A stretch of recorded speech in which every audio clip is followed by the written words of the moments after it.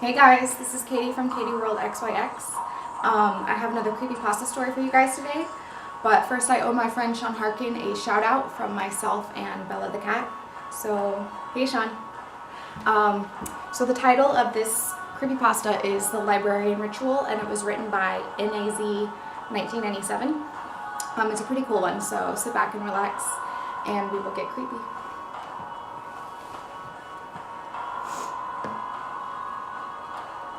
The librarian is the term given to an entity which appears under a very strict and specific set of rules. No one knows exactly what it is or why it appears under the conditions in which it does. However, I do know one thing for certain, and that is that it has a higher chance of appearing inside of a library. If you ever decide to attempt this ritual, which is not really recommended, be sure to properly follow the rules. Failing to do so will enrage the librarian, and you can be certain that the results will not be very pleasant for you. What you will need. You will need 13 candles. A book which centers around some ideology which led to the death of a people. This could be the idea from a religion's holy book or anything else. It must, however, be the cause for a killing or mass killing of historical significance, a genocide of some sort. If not, then at the very least, the ritual will not work.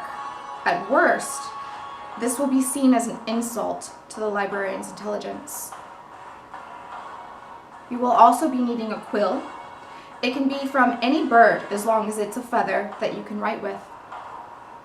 You will need several drops of your own blood, enough to write with and draw an entire circle. You will need a small desk or table, one very sharp knife, good enough to pierce through the entire book. Matches, a handgun with 2 or more rounds of ammunition, your choice. If you are with people, then they must individually see to the requirements for themselves. Keep in mind that this ritual can be done in any space from 12 a.m. to 4 a.m. It has not been observed to happen in any other time. If you do choose to carry this out, then it is advised that you do it with a group of people for safety purposes, of course. In order to carry out the ritual, do as follows. Step 1. Find a spacious area with many exits so that you can escape easily if anything goes wrong during the proceedings of this ritual. Step 2. Place the candles in a circle around the center of the room and light each one with a 6-second delay after lighting the last one. Step 3. Position the desk or table in the center of the circle with the candles. Step 4. Place your book of choice on the desk or table. Step 5. Take the quill and draw a large circle with your own blood on the first page of the book. Step 6. Write your name or names of the participants clearly within the circle of blood, last names included. Step 7. This is where you must ask boldly and loudly, what is the most powerful weapon? Knowledge will be heard echoing through the hall's room or space, depending upon where you are.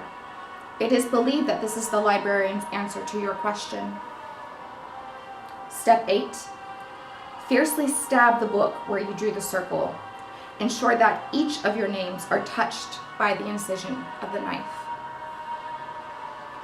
You will not be able to see the librarian, but you will feel the cold pressure of its presence. You may see a shadow from the corner of your eye. There is no need to look, because if the librarian has appeared, then it has already deemed you worthy. You will only ever truly see the librarian if it wants to attack you. After feeling the presence, extinguish all of the candles and burn all of the materials that you have used, including the desk and the book, for they are now cursed. As a result of this ritual, you will have an enhanced mental capacity beyond most humans. You'll be on par with the most blessed and sharpest of minds. The catch is, by doing this ritual, you have signed a blood contract with the librarian. You will feel the presence wherever you go.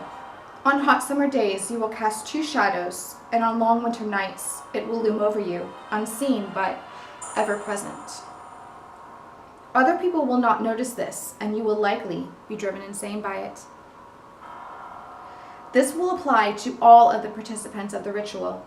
Remember, you must never once contact each other after performing this. You must have guessed by now that the handgun is to be used only if something goes wrong.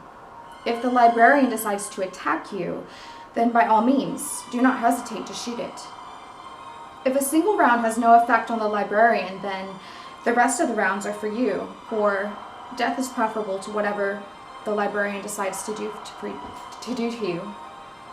Note, as many of you may already know, blood in a ritual can be used as a binding contract, which is why such rituals should be generally avoided. I've noticed that several rituals casually throw in the use of blood without mentioning the true consequences of it. I prefer that you be educated on the matter. Whether this is meant to lure in an unsuspecting individual, or if it's a result of just plain ignorance, is up for debate. I like the fact that this particular ritual clearly states the consequences of attempting this. Consequences that should be enough to discourage most, in spite of the reward that it promises. Regardless of whether this works or not, I would recommend not trying it out. Well, that was it. Really hope you guys enjoyed it. So if you did please like and subscribe to my channel, and I will be seeing you guys next time. So thanks, bye.